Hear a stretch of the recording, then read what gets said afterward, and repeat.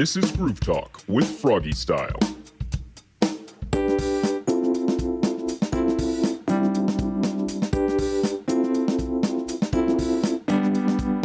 Welcome to another episode of Groove Talk, everybody. On this week's episode, I'm joined by A.Y.E. How's it going, man? I'm good. How are you doing? I'm good, thank you. A.Y.E is a local hip-hop artist here in Calgary.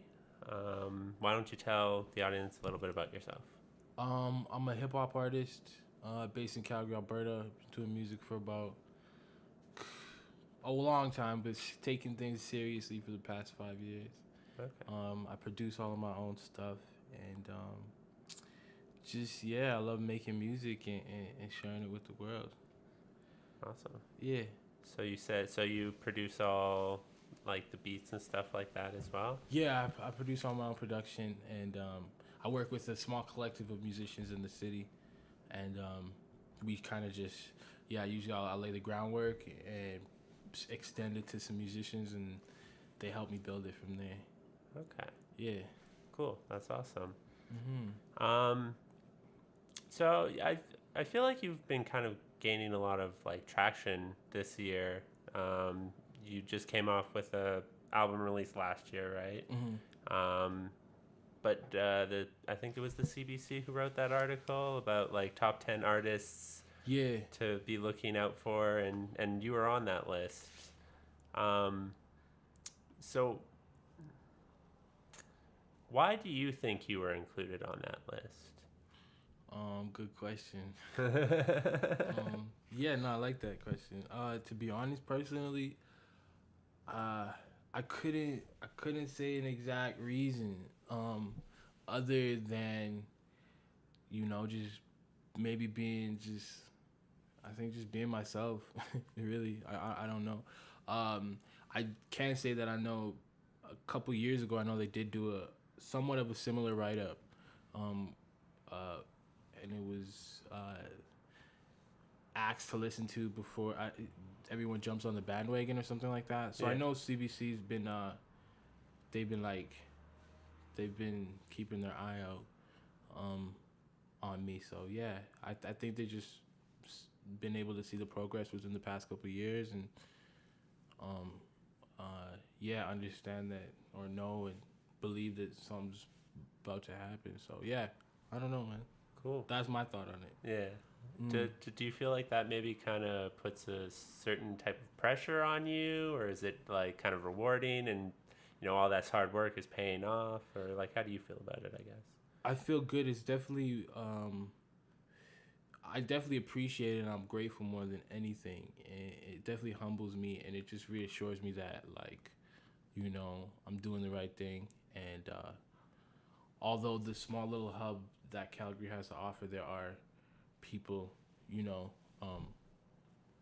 checking in and aware of what's happening in the city in terms of music and artists coming up and things like that. Yeah. Cool. So have you spent like your entire musical career then here in Calgary, or? Yeah. I have. I was born here, and I did move to Vancouver when I was younger, and then I moved to Montreal, and then I moved back.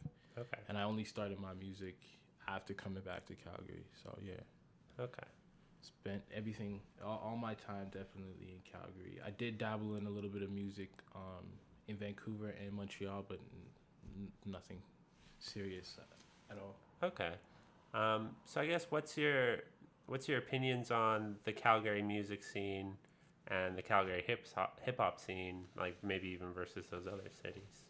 I think Calgary's is thriving with a lot of like great talent that's like on the hub. Yeah. I think there just needs to be some type of breakthrough. I think there's just a matter of that, and I think the hip hop community is great, but what I've found within just like Calgary, Vancouver, and Montreal, I haven't dived too well in Montreal's hip hop scene, but a little bit within Vancouver and Calgary scene that I've seen that's similar is it's kind of everybody knows everybody. It's kind of tight knit. Yeah. But yeah, I definitely support a lot of upcoming artists in the city for sure, And yeah, but there's definitely not too much different between the scenes. Okay. I would say. Would you say it's like really supportive, or is it kind of, I don't know, a little bit more boisterous, or? It's I don't know. It has its good things. It has its bad things. I would say that like if you're an artist coming up in the city, it it's tough to really like make an impact because it's just a small scene. It's a small community, right? So, it's kind of like that crab in the bucket thing. Everybody's trying to make it up to the top, right? Yeah. So, with that, like, I think that just comes with territory and just being a musician and being in the scene. But yeah, for me, I've just found to just stay true to myself and just keep creating and eventually it'll reach the right ears and the right audience and yeah. Cool. I think like a lot of people when they do get into the music scene, they don't realize that, you know, it doesn't happen just like that. You have to put in the work, you have to put in the time, and that necessarily doesn't just mean music either. It means, Totally. you know, getting involved with the people who are putting on shows and just being nice to people and networking. And I guess what I'm trying to say is like if you are planning on doing music as a thing, only like half of it is about the music, you know. And It's so true. I learned like and was aware like when I first started, it's really 90% business and 10%, the musicality part, Yeah. know, and just to add to what you're saying, where yeah, um, the music is a small part of it, and of course, it's that networking and who you know and showing your face. And me personally, I'll say like I'm not really that type of dude where it's just like I'll be up in your face, like, hey, listen to my music, laze, just drop the song. Like me, I'm more casual about it, Yeah. and that has had an impact somewhat. I feel like maybe, but yeah, it's something I'm definitely working on with just like getting out there and just communicating and just touching the people, letting them know that you appreciate them and things like that. Because Yeah. I definitely think it goes a long way for sure. yeah. Yeah. Yeah, for sure. And I also think there's kind of a fine balance that you have to walk. You don't want to be that guy who's like, as soon as he drops a song, he's right up in your face or whatever. Because at least me personally, I find that guy annoying. You know? Yeah, man. It's there is that thing too. You know what I mean? There's a few people up on the book that'll just it's a new song and it's bam, 100 people. Yeah. Here's my new song. Listen to it now. Yeah. But yeah, so pros and cons. It's definitely a fine line and a balance between the two. So yeah. Yeah. So I guess your album, it's very interesting. I quite enjoy it. I Thank feel you. like it kind of deals with maybe like heavier subject matter, more serious type lyrics and stuff like that. So where did the inspiration come for that album? The inspiration, it just came from just with me and my music. I connect with just my experiences, what's going on around me, what's happening, and with that album, what mainly inspired that was just like my life. I've just like before writing it, like I released the 90 now, and I was kind of thinking, where am I gonna go next? And for me, like I found just where I was at that time was around a lot of darkness and things like that. My friend passed away in a car crash, and just different things were happening, and so I just wanted to express it. For me, music is therapy, and so yeah, I just did what I naturally do and just put it out in the music. And the main concept behind the album is just being in the dark and finding the light. Nox means good night in darkness in Latin.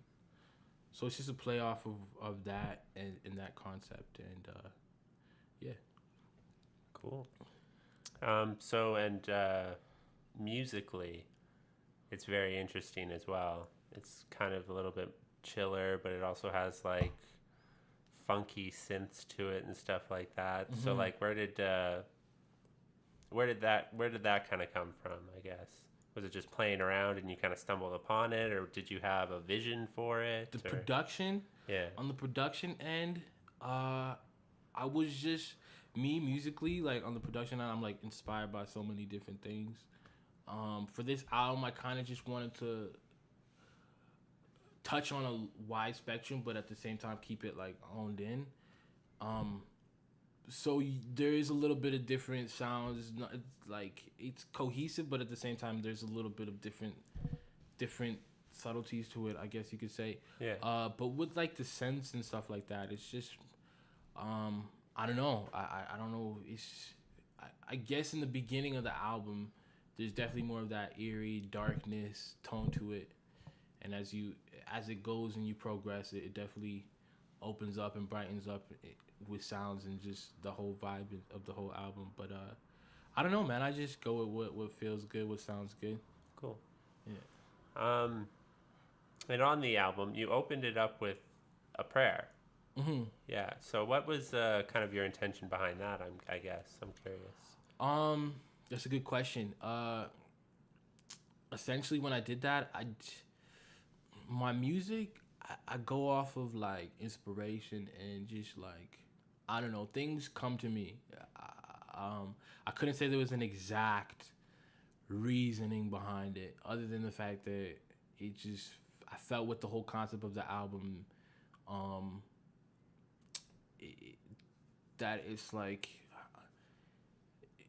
I feel like we're in the darkness, and I can't remember the exact lines of the intro, but it's just basically, it's kind of just, it's an opening dialogue to the album, and that's kind of just what I mainly wanted to use it for.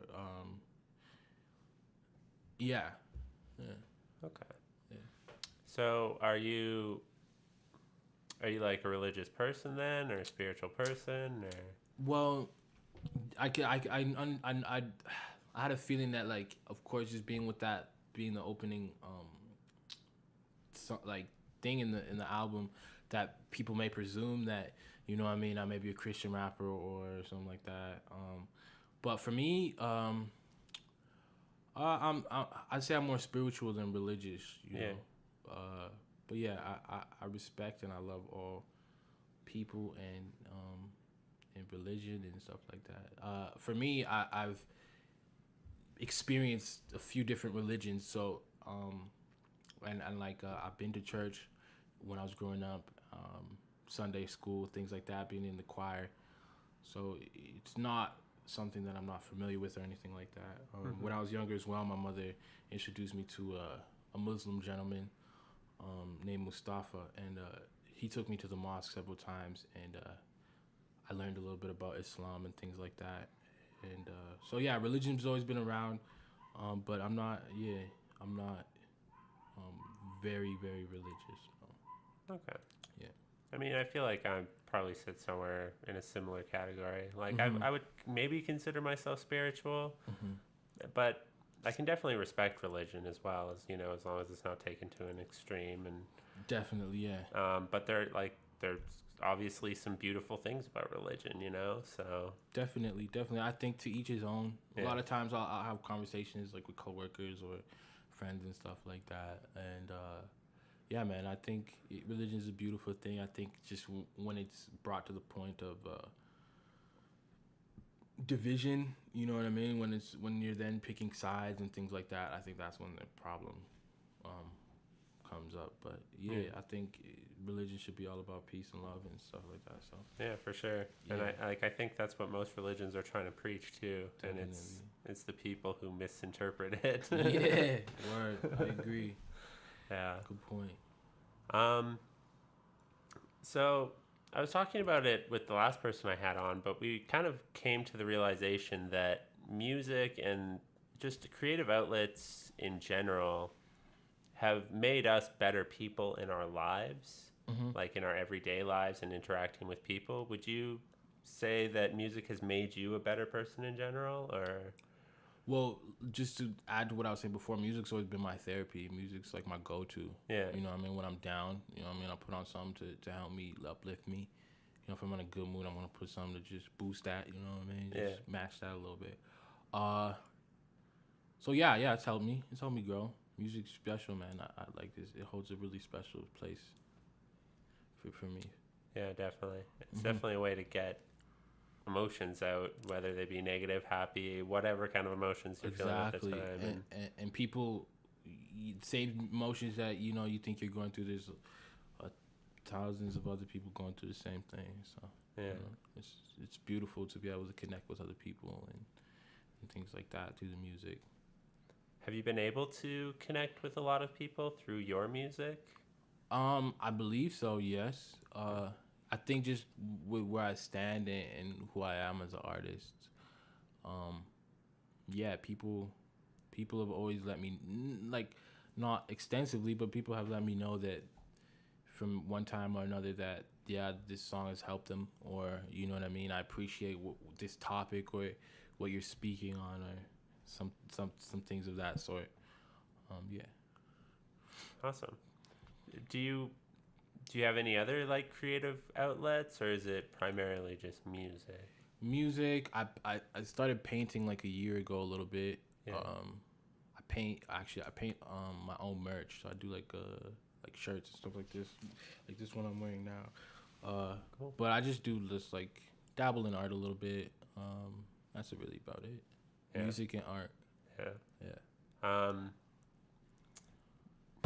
Do you find that they kind of provide different sorts of, Expression. yeah, and like releases, or Yeah, yeah, in a certain way, but I think just creating and with art and fashion and um those types of things, food and stuff. It's just like you have an inspiration, you have a love for it, so you just kind of you just do it, right? yeah, Yeah. cool. um, so what do you think kind of makes the hip hop scene and hip hop culture so different from, like, say, punk or rock or stuff like that? Um, Hip hop is just like I think every genre has something different, obviously, that it brings to the table. But with hip hop, it's up in your face. It's it's very blunt. It doesn't. There's no holding back. Um, yeah, I think that's what I think about hip hop. Yeah. That's different from the other genres. Yeah, I'm not saying definitely. that other genres don't bring that out too, but I think hip hop is just a very um, like with this. I was saying this in another interview, but like hip hop is like it's like this generation music. You know what I mean? Yeah. Like I would say like a good amount of people are listening to hip hop in this day and age for sure. So Yeah, for sure. mm-hmm. And I definitely find that number increases the farther we go on and stuff. And Mm-hmm. like even like I didn't used to be into hip hop too much until like the last 5 years or so, and then There I you go, right? started hearing it, and I was like, oh, okay, because I had a stigma about hip hop. Mm-hmm. You would hear some stuff, and it was like, okay, this just really isn't speaking to me. Mm-hmm. It's the same way country music didn't speak to me. But then Mm-hmm. I started finding certain artists and stuff like that, and a lot of actual, like, local people here, and I was like, oh, okay, like this is the appeal of hip hop. This is why people like it, and like, Yeah, you it's just kind of had to discover it on your own, right? yeah, for sure, Yeah. yeah. Did you always want to do hip hop, or It's a good question because my dad is a reggae musician, so okay. there's always been reggae in the house. Always, always, always, always, always reggae dance hall. But I think it just came natural. Like I didn't really force anything. I think just it kind of unfolded on itself, and maybe being the fact that it is like this generation's music, maybe that played a part in it too. But yeah, I just went with the flow. Yeah, sometimes I ask myself why I'm not doing reggae, but yeah, I just went with what was natural. Cool. Maybe I'll get into the reggae down the road later on. You never know. Yeah. Yeah. Do you find that like the reggae music bleeds into your hip hop at all, or Oh yeah, most definitely. Yeah. Most definitely. Like there would be no hip hop without reggae for the most part. Yeah. You know what I mean? Reggae is the foundation for a lot of genres. But yeah, I definitely two of the worlds definitely collide. You know, for sure. And yeah, I'm sure many people know of the story with Kool Herc and going from Jamaica and coming to New York and how hip hop really burst and manifested. But yeah, man, it's two worlds that are very close together, tight knit. So yeah, I do intertwine both. You know what I mean? Sometimes I'll add some vocabulary or slang to my verses or something like that. Sometimes you may hear in some production and things like that. Cool. Yeah. I'm kind of curious, like, how do you go about writing verses and stuff like that? Do you have the beat first and then you write on top of that? Or are you constantly kind of carrying around a notebook in case something pops in your head? Or a little bit of both. yeah, The notebook now is the iPhone, so okay. you know the conveniences of our generation. But yeah, so I'll be on the iPhone, bam, bam, bam. Sometimes I might be working. Something might come to mind, so I'll just jot it down really quickly. For like production wise, it's a little bit of like a tug of war, because like I'm not like the average artist will maybe hear a beat or get a beat or in the studio and then just start flowing, but it's like a tug of war because like I'm making the beat, but then I got shit to write too, so it's just like write, produce at the same time. It's like sometimes I wish I had like four hands, just be like bam, bam, bam, doing all these things at once. But yeah, it's a little bit of a tug of war, so I gotta just balance it out. Sometimes I might go with the production first, get some things flowing, and then I'll jump on some writing. It really it's different every time. Okay. But I'd say more so the writing starts it, and then things flow from there. Okay. But again, sometimes there's writing that'll just take its course, and then the production will follow. Yeah, for sure. Mm-hmm. When you're making kind of like a collected body of work, like say an EP or say an album or whatever it may be, do you have an overall theme for those, or when I'm creating? Yeah. Like say like an album, would you have a theme for an album if it's in your head and then you try and tailor the songs to that theme, or yeah, well with the last album 90 Now or Knox and 90 Now too, it stemmed from an idea and a concept, and then things progressed. Okay. With 90 Now, I knew I wanted to make a old school nostalgic project. With Knox, it started with just like one record, and then it kind of just manifested from the one song, and then just kind of like builds itself from there. But for the most part, yeah, I'll come up with like a concept or an idea, and then build from there. Cool. But it varies.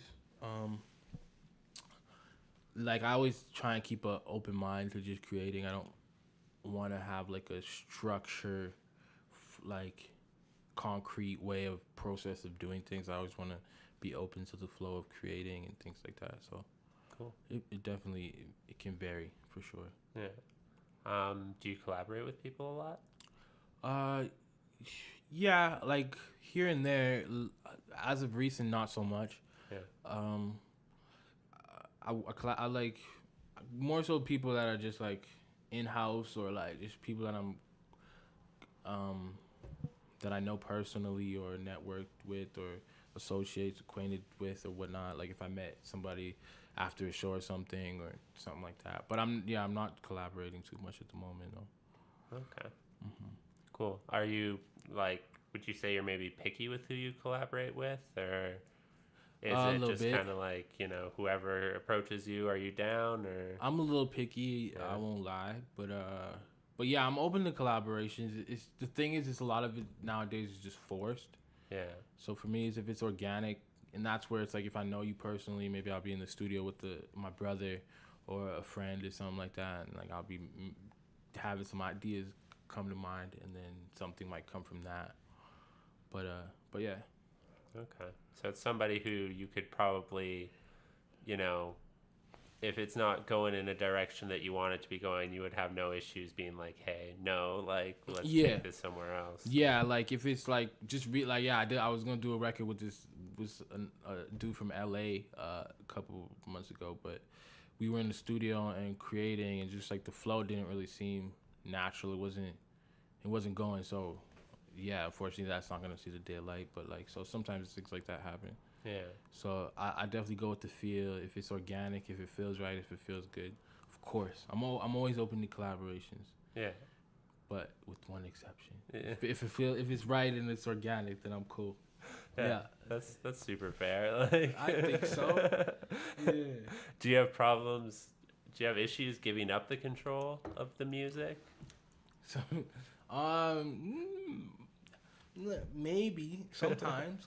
For me, like, yeah, man, I'm a like, I'll say off top, like, I'm a perfectionist. Like, Yeah. I'm very like, usually for the most part, like, I can see what I want, I vision what I want, I can hear it, I can see it, and so sometimes it's hard to like navigate through that. Yeah.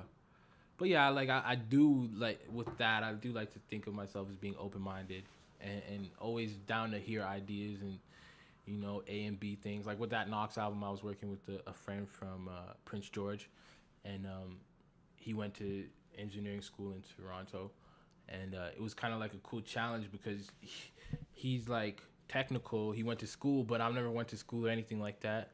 Yeah. So it was a fun experience because like it's like we throughout working on the album, he'd have an idea of doing something a certain way, and I'd have another idea.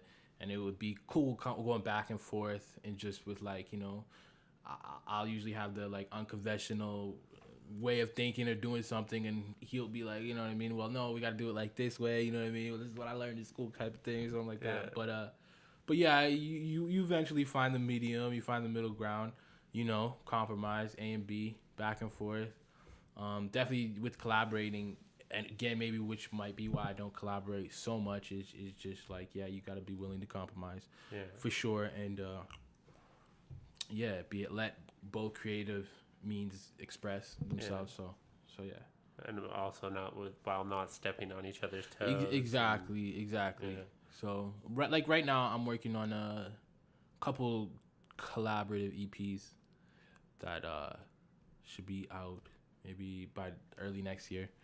So yeah, like I'm open to it for sure. It's a cool experience. It's fun, and it's always nice having like different ideas being brought to the table. Yeah. And stuff like that, rather than just, you know, being on your own writing and things like that. It's always cool to be like, oh, what did you think of this? Or I got this idea, vice versa. Yeah. So it's nice. And like, I mean, outside opinions are good too, because when you hear the same music that you've been working on over and over and over and over again, you're just like, is this, I don't even know how this sounds in reality anymore. Yeah, it like, becomes so redundant. It just becomes, I've been there a lot, like, yeah. because it's a lot of times it's just songs on repeat, Yeah. or, you know, so yeah. You're listening to the same like 16 bars for like 3 hours. You're like just Yeah. messing with little knobs. Yeah, you're like, am I hearing things, or what's wrong with me? Or do I just need to take a break? Yeah. That happens to me sometimes. But it's just about a balance and knowing when to step back and clear your head, stuff like that. And definitely sometimes getting a second opinion again always helps for sure. Yeah. And also, like, on the flip side, also knowing when not to step back, knowing when you are in the zone, and like not to interrupt that flow by, like, say, looking at your phone or whatever. Like, sometimes when you are in that zone, you just have to like make sure you stay there. There's so many distractions these days, man. Yeah. So many, and yeah, it's tough sometimes to just stay on top of it and not get distracted and let that Facebook or that notification or whatever get in the way of whatever. Yeah. Yeah, it's a balance. It's all about a balance for sure. Yeah. So, how do you feel that modern day technology has affected music and the music industry? I'd say it's pros and cons. Yeah. The positive is definitely it's more accessible. It's easier to create. It's easier to get an idea out. It's you have an idea, you can get it down on your phone. We can mix. It's like you can do all kinds of stuff. GarageBand on your phone now. You know what I mean? You can pretty much like write an EP to an album to like getting ideas down on a phone, right? Or just like a USB interface or a laptop or things like that.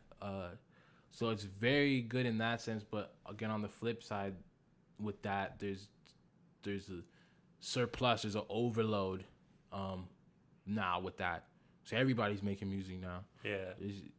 Everybody and their grandmoms be making music. So it makes it a little bit tough to like find the good stuff and things like that. But yeah, I think it's more of a positive than anything for sure.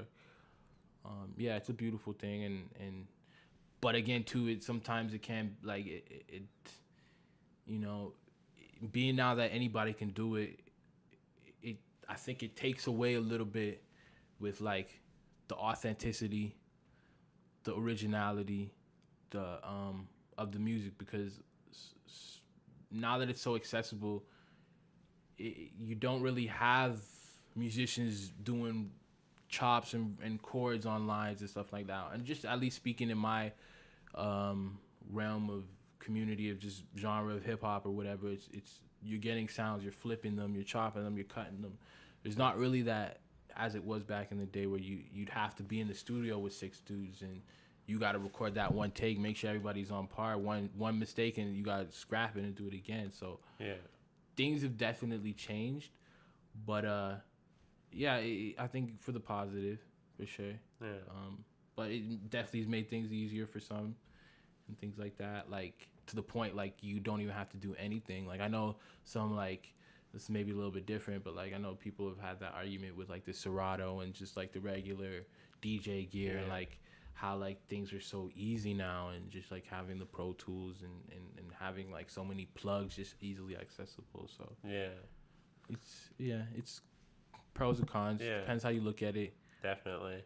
Because I mean, like, with the whole DJ thing, like, yes, it is a lot easier to be a subpar DJ. Do you know what I mean? Yeah. But to still be like a really, really good DJ, it still takes effort. It still takes work.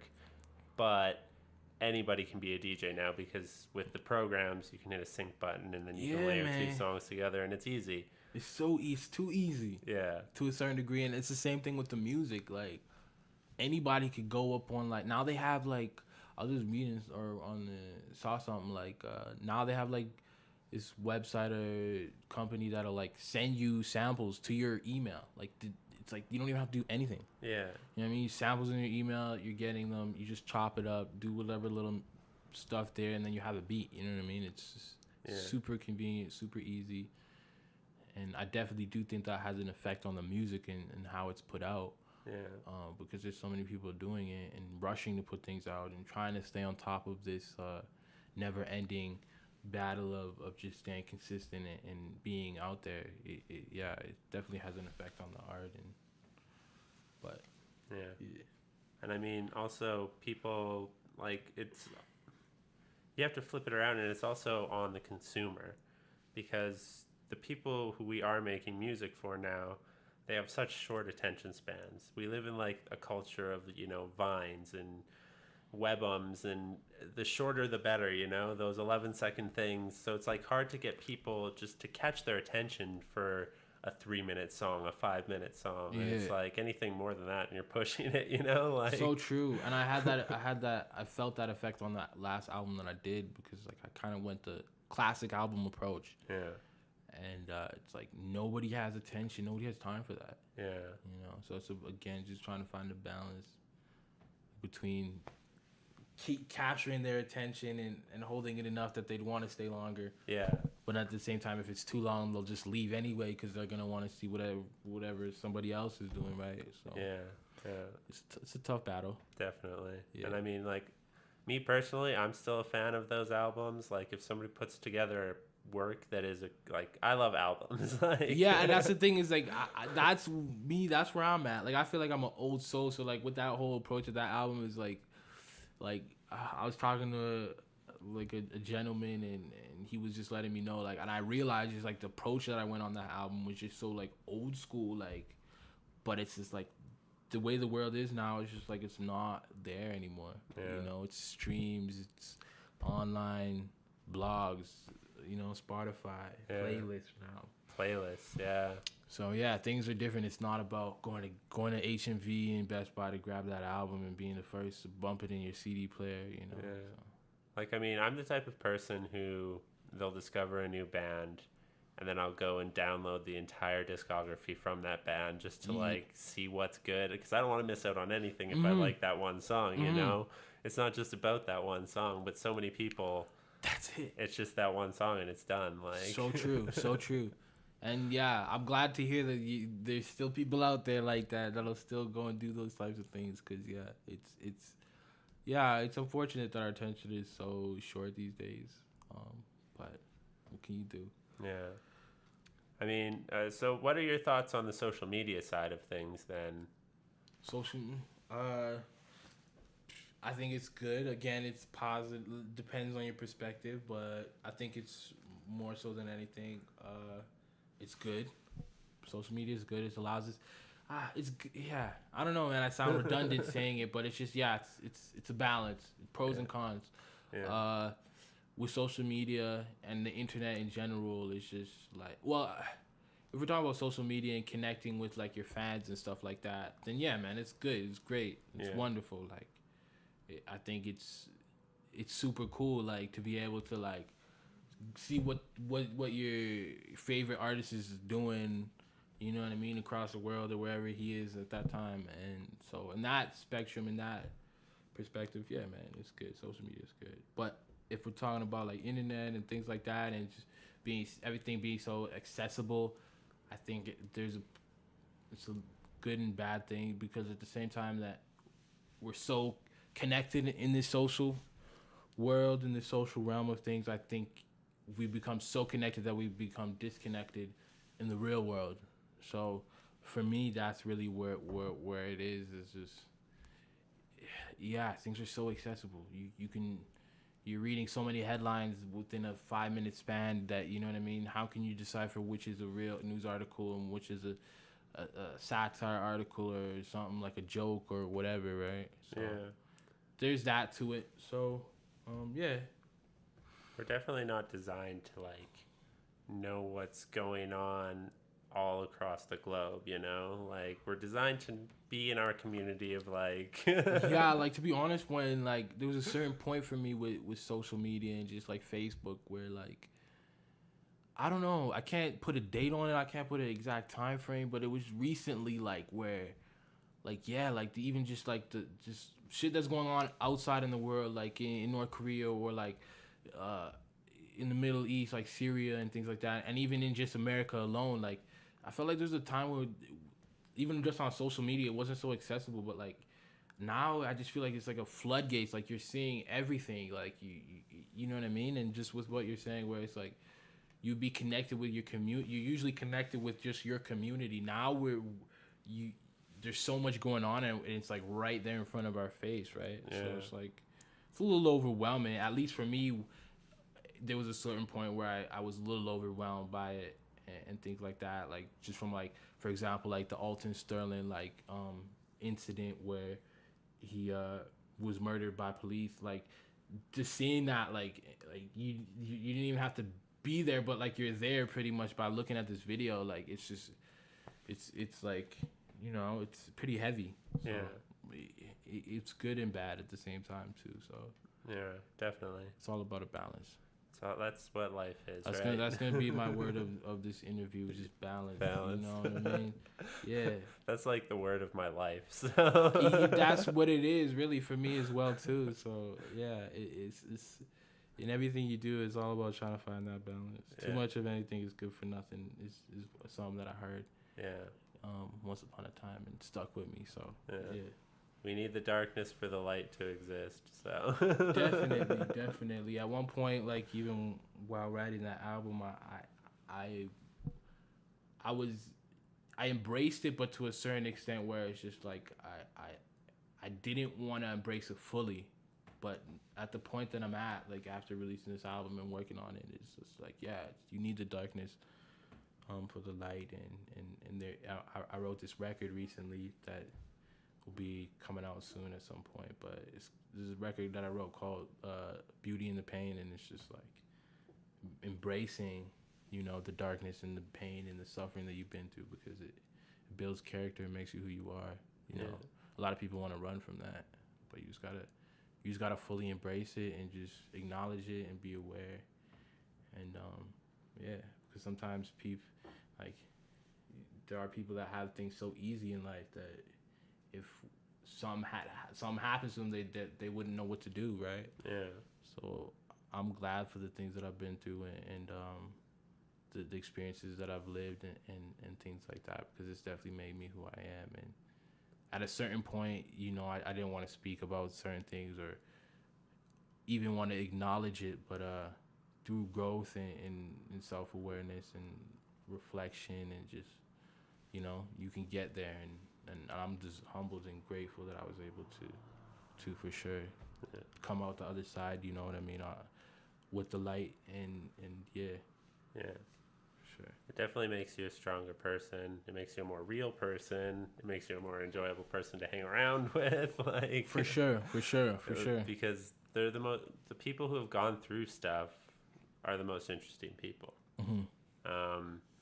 And I don't know, you look at people, like, as tragic as it is, but, artists who have made it, like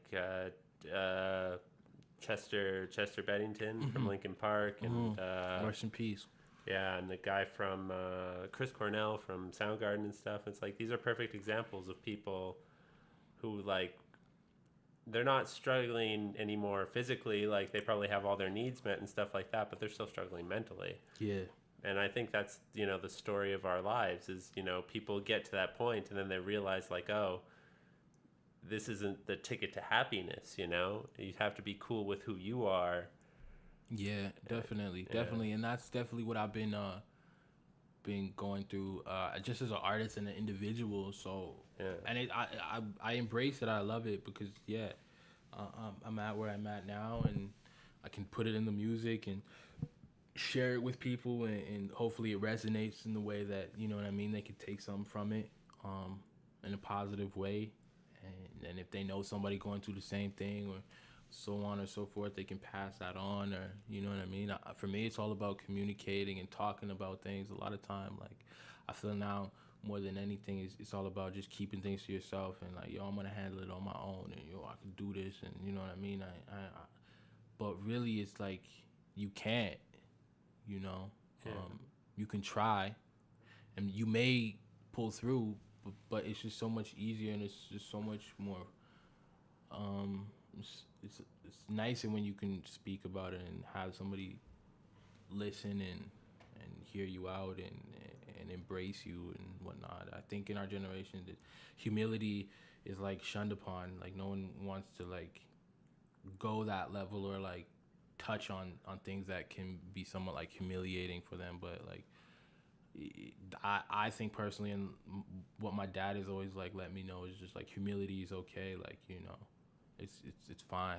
A lot of people want to live in a superficial world where they're like just telling themselves things, and like perpetuating these things in their mind, where they just shut off what really is going on out here, and what's happening, and things like that. So yeah. And it's easy to get caught in that trap too, and I feel like lots of people do get caught. Mm-hmm. And it's hard to get out on the other side. So yeah, I just want to, for me, with the music and what I'm doing, I just want to be able to be a voice, and connect with others in whatever facet that could be, like, for sure. So yeah, and I feel like it's important for everybody to realize that, like, everybody has a hard time. Like, every single person, we're all just people.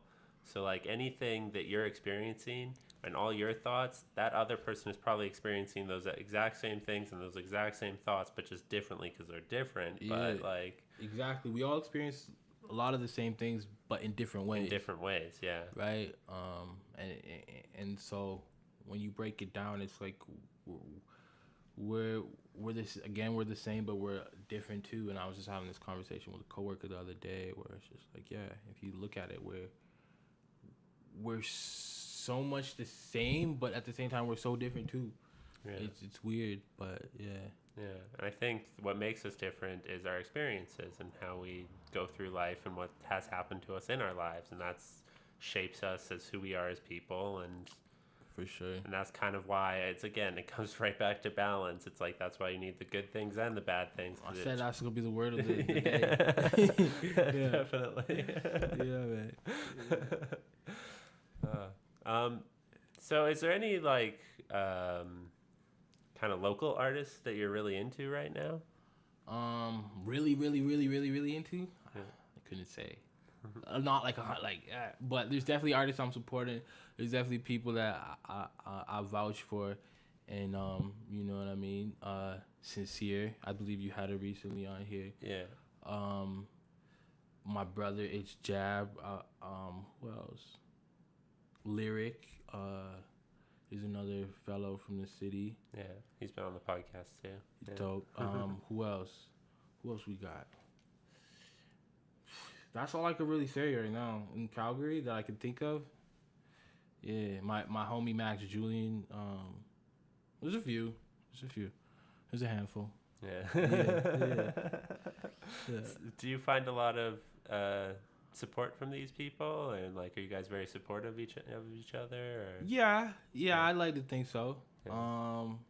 And with that, like, it's just funny I say Lyric and Sincere, but I don't want to let the cat out the bag, but there's works of a show possibly in the next little bit, involving some of those names. Cool. But yeah, so yeah, I think there's support in the city, like to a certain degree, but there's more so collectives and like more like just like posses, I'd say. Yeah. But yeah, there's support in certain areas. Yeah. I don't want to be that dude that's like, oh yeah, like the community's soft, but like I will be that dude to like say what it really is, and I'm not gonna be superficial. Like, oh, Calgary hip hop scene is so great, it's the best, and it's wonderful. Like personally, like yeah, it is what it is what it is. I feel like it's like just the same as the Vancouver community scene or our hip hop scene or whatnot. It's about who you know and things like that. There's a lot of bandwagon type of things, and if you know this person, then he might support you if he knows you and his other friends support you, you know what I mean? But if you might have crossed paths and had a certain intercation with him, then obviously, you know what I mean, that'll have an effect on who he may know, that may open an opportunity for you on another side of things and things like that. So yeah, it's here and there. Yeah, for sure. Yeah, but with Lyric and Sincere, I feel like there's a genuine support for sure with those people. Yeah, just genuine artists that are just loved what they do and getting out there and sharing their music, and I support that 100%. I don't feel any like any animosity or any like superficial or anything fake coming from definitely from Sincere and Lyric and a lot of other artists in the city, but there's a certain area where like, and that's the thing with like so many people doing this music and just it being so accessible that everybody's doing it, and a lot of it is not authentic and true, and things. A lot of it's for the ego, for the just to like just to say you're doing it, and they don't really have anything to offer, and it's like, hey, do your thing, like, hey, kudos, but like, I'm all about that substance. I'm all about saying something. I'm all about purpose and you know what I mean. I feel like a lot of these artists, you ask what they're doing it for, they wouldn't even be able to tell you one reason. They have no idea. Or other than the bottles and the women. Yeah, or they're not willing to admit that that's the only reason that they're doing it for. Yeah.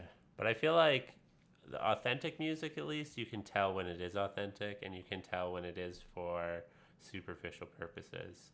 Right away, usually. Yeah. Usually right away. And that's a good thing, right? Yeah. You don't have to get through by the end of the album. It's like, oh, what's going on? But like, yeah, usually and I agree with like, just like music and like, yeah, you could definitely tell right away if it's genuine, if it's real. Yeah. The genuine stuff has like a soul to it, for sure. You can feel it. You can just feel, and that's what I've always gone with, just with my music and just strive towards. It's just like, having that feel. Like if I'm gonna release a song, it has to be substance. It has to have something there. And people have just mentioned that, like, yeah, like I like how you always have like a meaning behind something, or like you there's always more to it than just what meets the surface value or what meets the surface. So yeah, it's definitely what I strive for, and I like to do. Cool.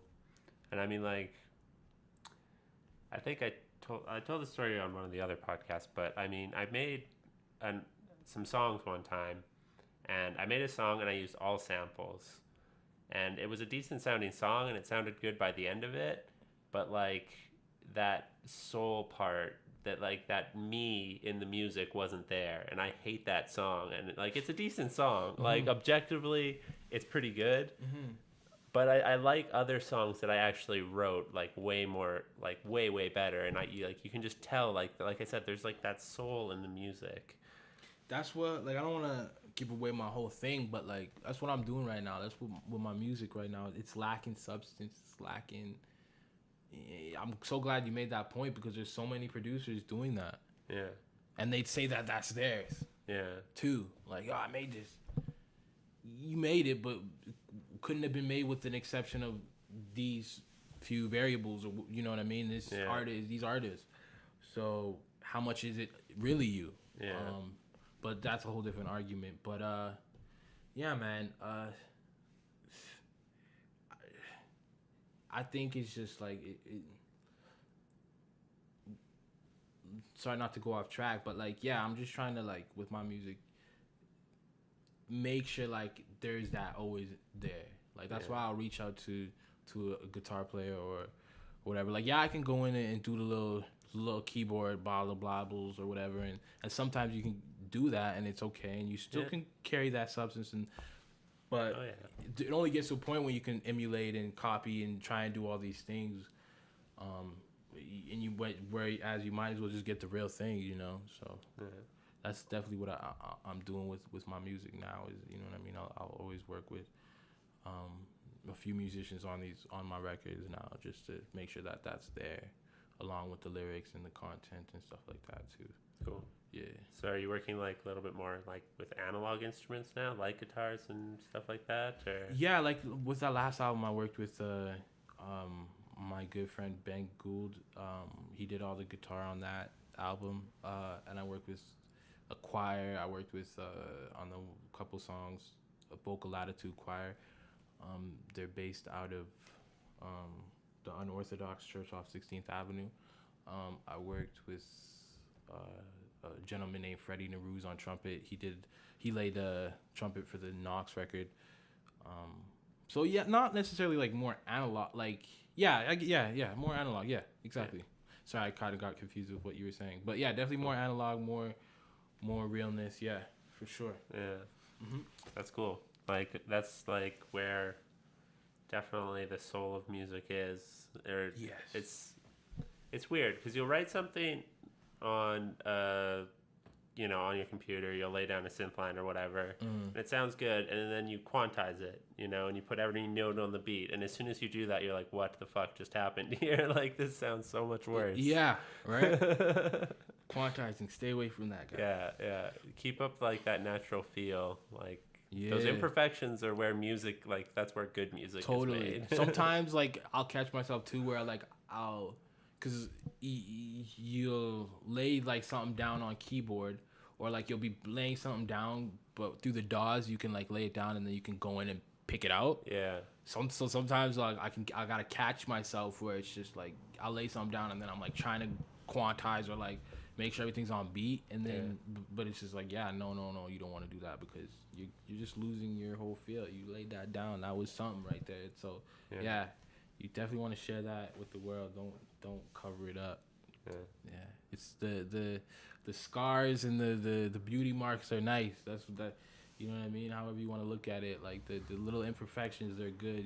Sometimes you need that that realness. Sometimes things that are just too polished, it's just something about it. You know what I mean? You're just like, But when you can get something that's rough a little around the edges, there's something where you just embrace it, you appreciate it a little bit more, for sure. For sure. It's more authentic. Yeah. And I think that people nowadays are craving, like, authenticity. and like maybe they don't even know it, but it's because we live in such a, you look at today's pop music and shit like that, and that's like perfect. It's like polished and it's shiny and It's too polished. exactly, that's it, and that's why people crave authenticity. That's why people crave things like podcasts. Even they want to just hear people come and have a conversation. It's true. Because everything is so staged nowadays. Yeah, man, I agree 100%. Yeah. Yeah, so true. I mean, that's what what I gravitate towards, is like the authenticity of things. And I gotta catch myself sometimes because it's just like that's what the world is like cycling. Yeah. But like, yeah, and even just as a person, as an individual, take away from the music and stuff. Like, yeah, you don't gotta be perfect. You don't gotta have the big butt now, or like the beautiful face, or like the light skin or whatever. Like, I'm noticing now, like women, like shouts out to the women. I love the women, but like now I'm noticing like girls trying to like brighten up their face like more or something, like as if like. Yeah. I don't know why, and then you look at the rest of their body, and it's just like, that ain't you.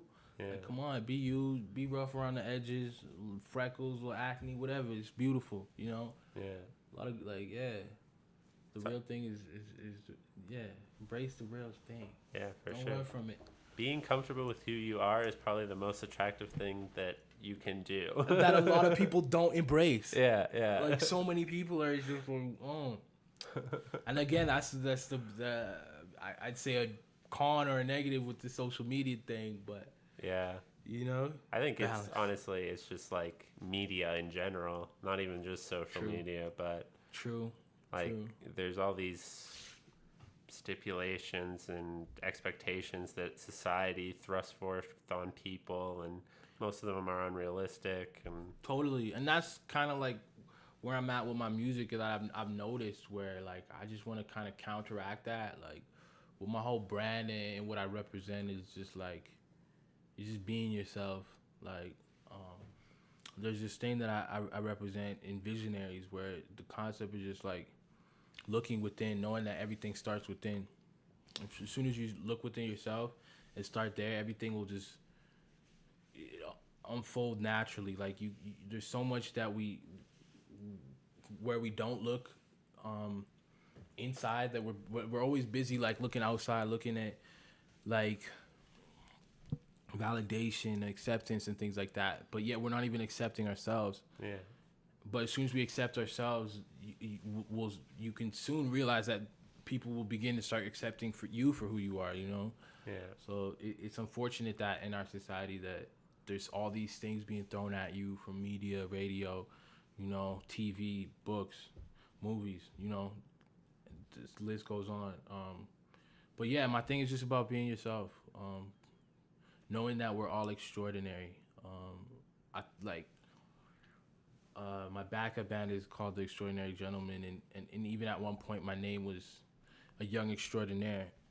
But I've somewhat grown out of that to a point now where realizing that we're all extraordinary is you know what I mean? Maybe like younger, it had a little bit of an idea, like a different definition to it, how it felt towards me or personally. But realizing now, just within my growth these past couple of years, is just like knowing that we're all extraordinary. Like from when we're younger, like as soon as you're going to school, it's like bop, bop, bop, you got this, you got that, you got this. What do you want to do? Who do you want to be? Yeah. And they're missing out, like what like they don't even allow you to figure out who you are yourself first. So it's just like just being yourself, knowing that you're extraordinary. You don't have to follow everybody and what everybody else is doing. You know what I mean? And so that's just where I stand. That's what I'm putting in the music, and that's just kind of what I'm gonna push with this whole brand and the music for sure. Yeah.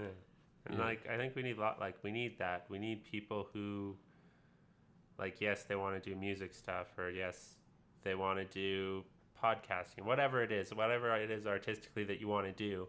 There's a lot of people who are doing that with that underlying message there of just trying to encourage people. And I feel like you're one of those people, and like Sincere is one of those people, and it's awesome to see people who are trying to build genuine communities that help others out and help others realize their potential and stuff like that. I feel like, yo, if like a lot of people, I feel like if you're not helping others, like what are you living for? If you're not trying to make things better, if you're not trying to grow, if you're not trying to progress, what are you living for? Yeah. You know what I mean?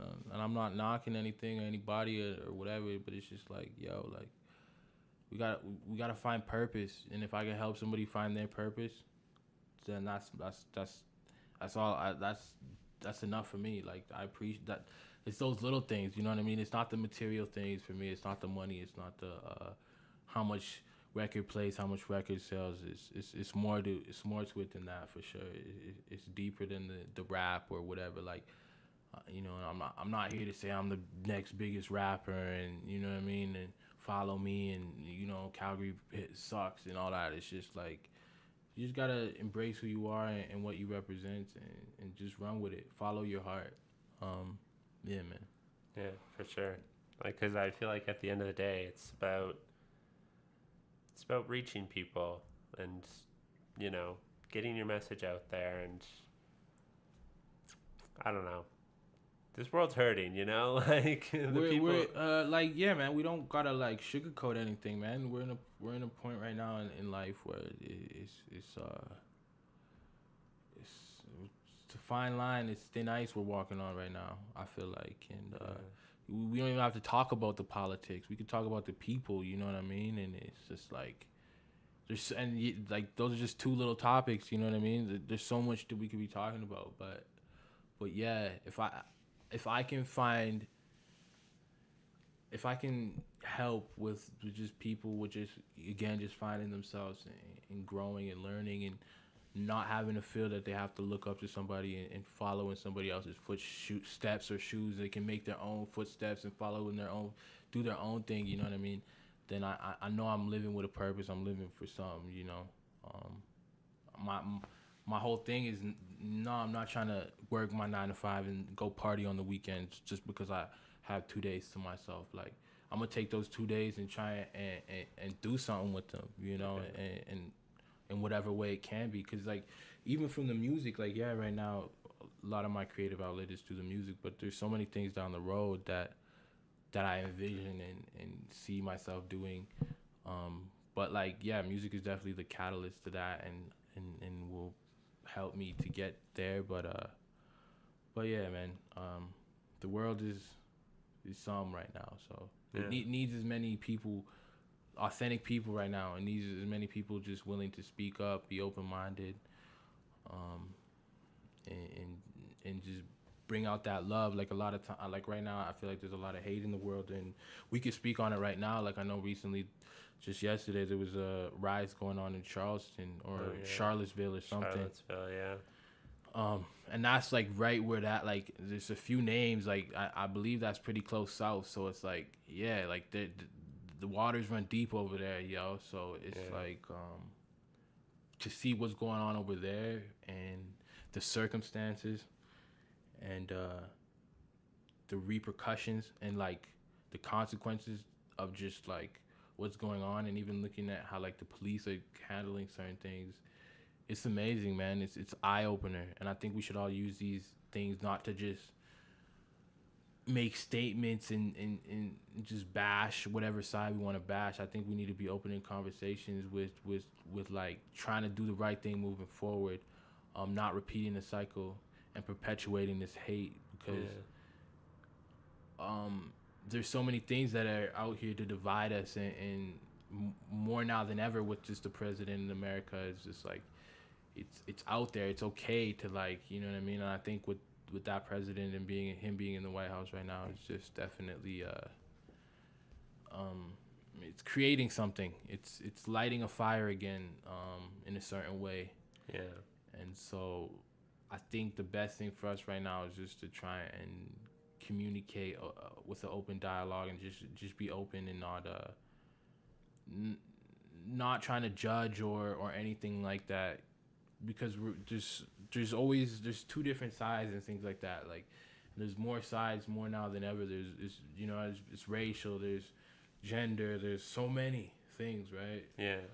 So I think we just gotta be willing to be open minded and and just talk about these things, because the only way we'll be able to move past it is just through communication and discussion and but a healthy space of discussion and things like that. Because I'm noticing with the, again, since we spoke about Facebook, like one negative, and it's just like, yeah, everybody now can say whatever they want and feel like their opinion matters, and a lot of times these people's opinions are so ignorant, and so like just so like, yeah, it's just ridiculous, out of this world. Sometimes I'll be reading things like, it's crazy. But yeah, healthy discussion, educated conversations, that's what I'm all about, and I think we need more of those for sure. Yeah, definitely. It's lacking right now, extremely. So, yeah. And I think, because of things like social media, people, they almost feel kind of anonymous now as well, because they don't have the immediate repercussions of saying some of the things they're saying to somebody's face. Like, if you said something that's like, you see some comments and they're just so fucking out there. If you said that to somebody's face, you might get punched. You might, like, you know what I mean? Things would happen, yeah. So, but and now they can say that, and it's just another day. They're moving on. They're just like, they're okay. They feel good. They're like, I got that out. Yeah, they're validated. Yeah, exactly. Yeah. And now where it's just like, people are even just checking things out for the comments. Even things people have to, I would go out of my way to say, like, a lot of people are just, like, sometimes I'll say it myself. Like, I've caught myself doing it too. Some, like, you're just reading the comments. Sometimes you're not even gonna read the article, like, or you read the headline, but you're not even gonna read what's going on inside. So it's just like, with this whole social media thing, it's just like, so much, just like, it's unfortunate where just this easy access of information is just, we're allowing it to be destructive, and we're using it against ourselves when we should be using it for the positive, using it for something to bring progress and like, like something positive. Yeah, but I agree. It's like almost to our detriment now, all this information. It's like we haven't evolved fast enough or something to catch up with what we are doing, or we're not capable of handling all this information or something. I don't know, but yeah, there's more to it than we may ever will know, but especially in our lifetime. Yeah, definitely. Like, seriously, I have a record on that Knox album, like, called IDK, which is just kind of like talking about these things. Kind of just like, I don't know, like, because we go through life thinking we know so much from when we're a little kid, and it's like, yo, I'm gonna go to school, graduate, and get a business and be successful. And you think that that's all there is to life. Yeah. And then you grow up, and then life slaps you in the face. And says, sorry, that's not what it really is. Yeah. When you turn 20, like, and you're in your early 20s, you're like, what? When was this promised? Like, what are you talking? God. You're so quick to turn 20 now. You're like, fuck, I want to go back to 16. Let me go back to when I didn't really have to worry about shit. It's funny how that plays out. You know what I mean? You're 10, 12. You can't wait to be 18, 20, 18, 20. You're like, shit, no. It was way better. Yeah. I had nothing to do but hang out with my friends back in Everything high was school. so innocent back then. Yeah, now you're like, fucking bills and the real world, and I'm old. Yeah, that's how it goes, man. Yeah. Bittersweet. Yeah, definitely. There's beauty in the pain, though, for sure. Yeah. And I think as humans, we're constantly looking forward as well, Like, we're constantly striving, because we constantly want things to be better. And if we weren't like that, then the world would just be stagnant, True. But with you saying that, like, I'm writing a record right now with the guy named Amari. It's called Living in the Moment, and it's just like, at the same time, because again, balance. At the same time, we're looking in the future and things like that. We do got to take that moment and that time to embrace the now. Yeah. What's going on in the present. Yeah. Because if we get too carried away with the future, we'll miss what's going on now.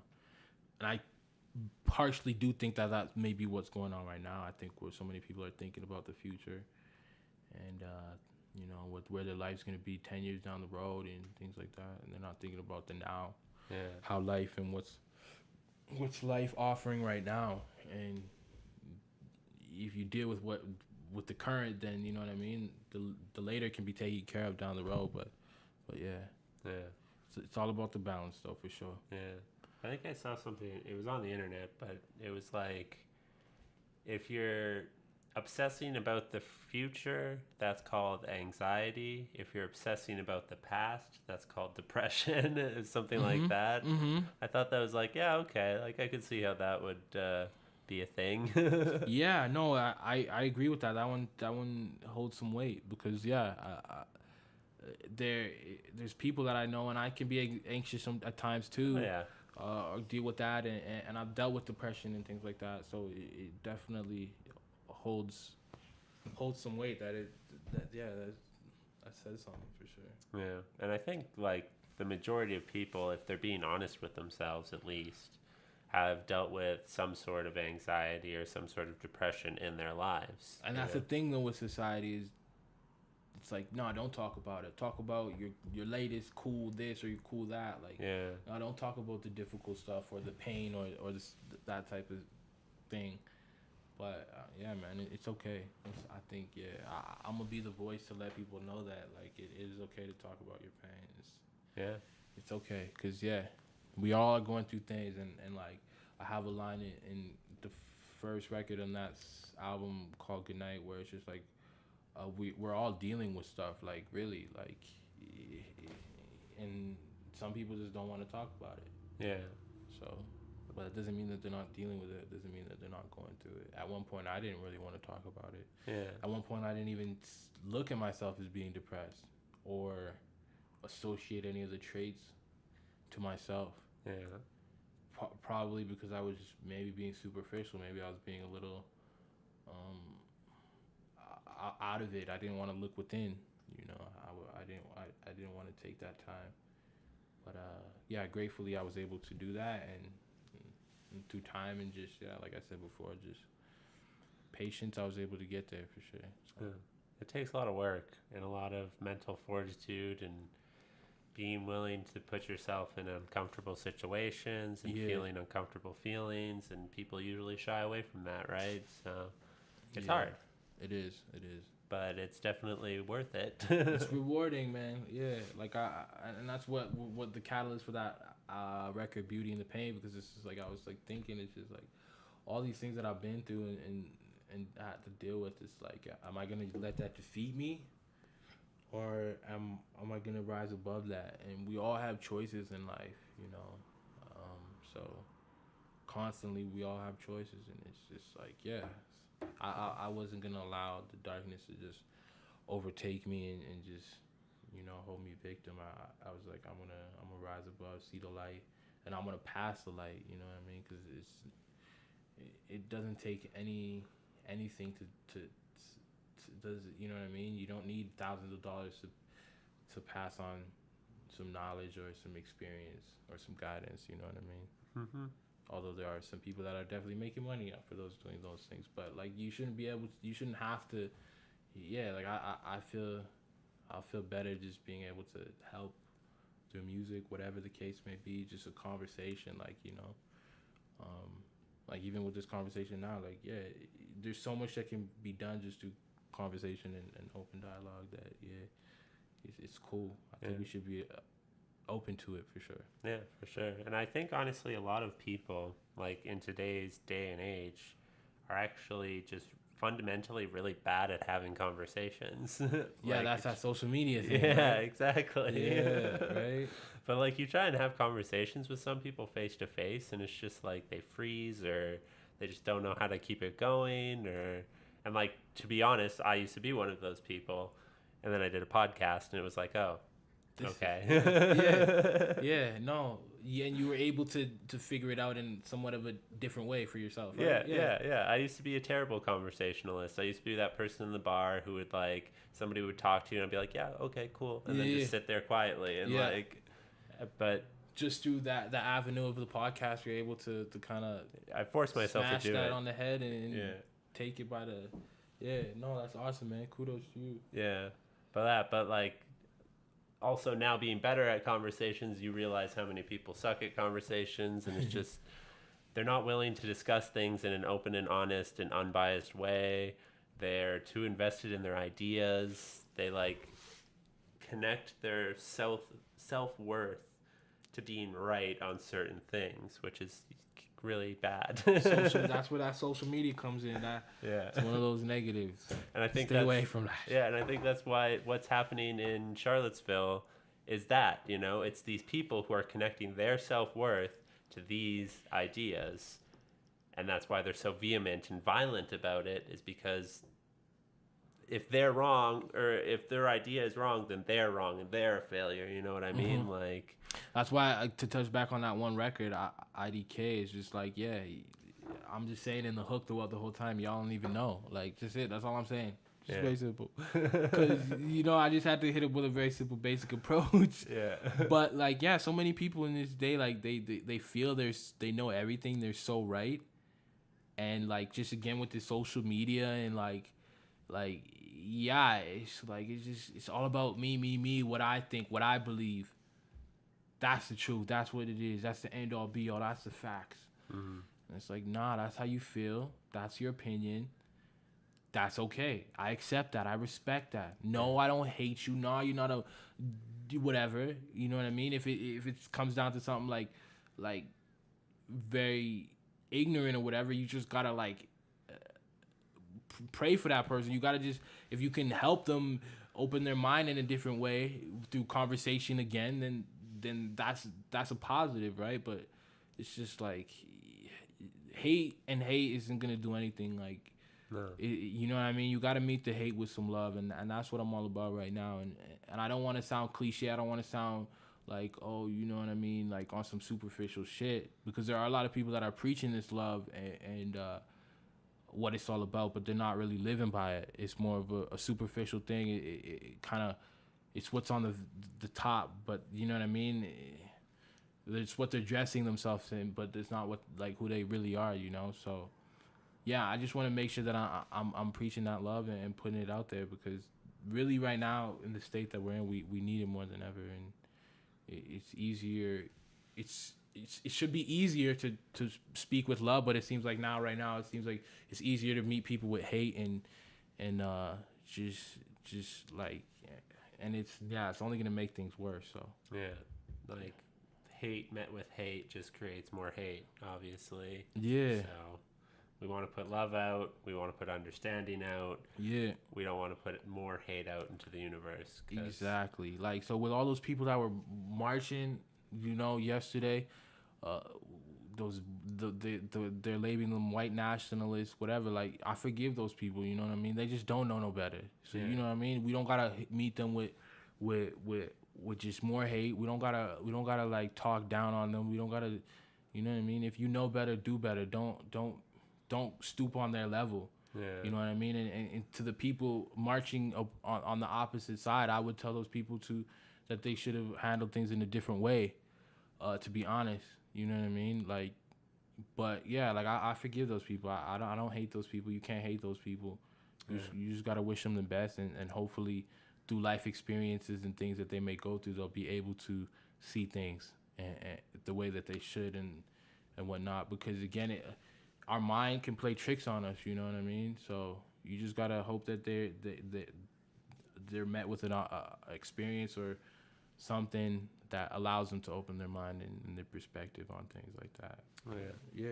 It's just unfortunate that we're pretty much like yesterday, with that whole thing in America, just like it's not happening in our country, but it's just an eye opener to the fact that like things haven't changed like from 20 years, 30 years ago. No. Those things were still happening. Yeah. You know. Yeah, it's crazy. Like think about even 100 years ago. 100 years ago, we were in World War I. And like think about how short a time that actually is. Like 100 years, that's like your grandparents or your great grandparents. I think you think 100 years and you think, damn, that's so long, because you don't put into perspective like that was my grandparents. Like, but when you put that in there and it's just like, yeah, your grandparents were living around that time. Like, don't get it twisted. Like, you realize like, wow, like there are still people alive today who were in that war, that experienced that were affected by that had to deal with that had to evade, that had to flee, that, you know what I mean? And it's unfortunate because like I think like our generation, like the generation that could be making a change or whatnot, they're too busy with themselves. Yeah. Caught up in themselves and their ego, you know? Like, and I have this thing where it's just like, just kill your ego or kill yourself. Like, it's just like a quote. And I think it weighs heavy and it sounds ignorant or it sounds like harsh, but when you break it down, it's like, yeah, kill your ego or kill yourself. And so many people are killing themselves. Not in a literal sense, in a figurative, metaphoric way. If you can get on that level where it's just like, yeah, it's social media, it's material things, it's like, what's going on? Like, I gotta, and it's like, there's no realness there. Yeah.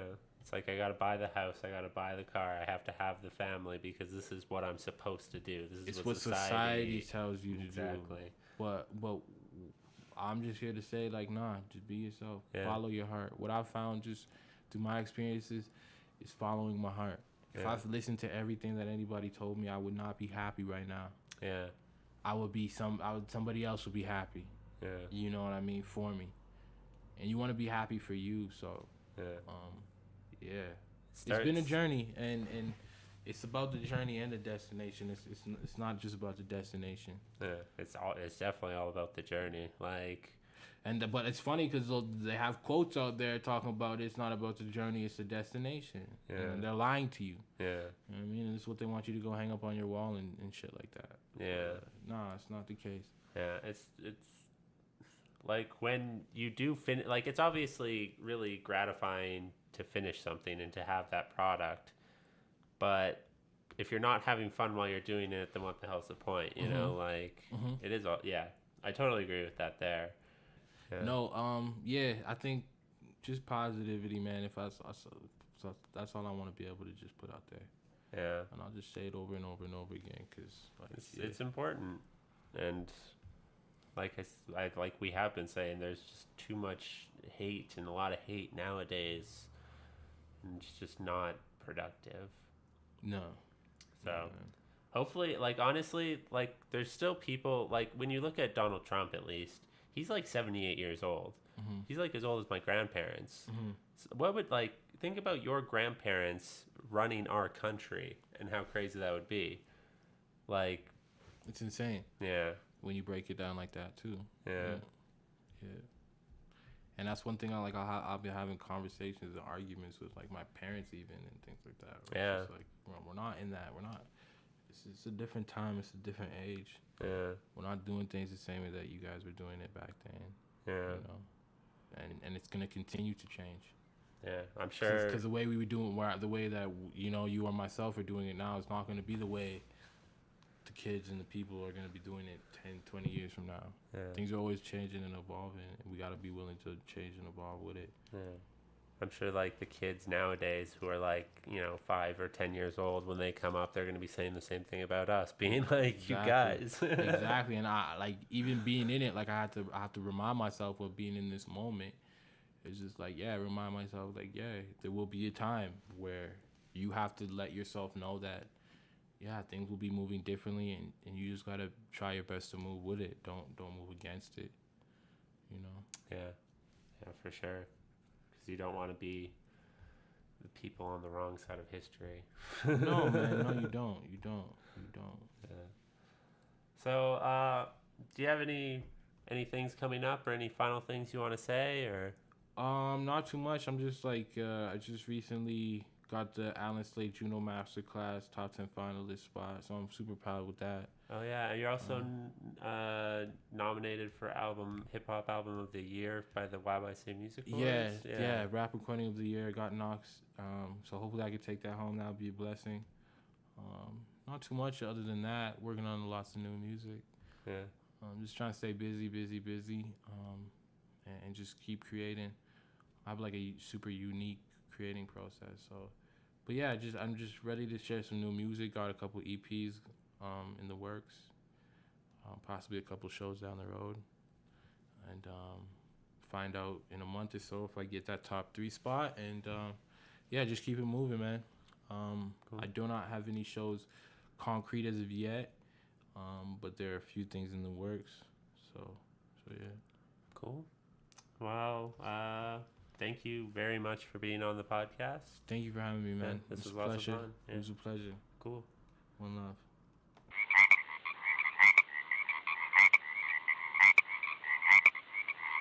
If you liked this episode of the podcast, why not leave a review? You can find us on iTunes, Stitcher, and Google Play. For up-to-date information on the podcast, follow us on Facebook and Twitter. You can find us at Froggy Style Productions. That's Frog, the letter E, Style Productions. For more ways to support the show, visit fsproductions.ca.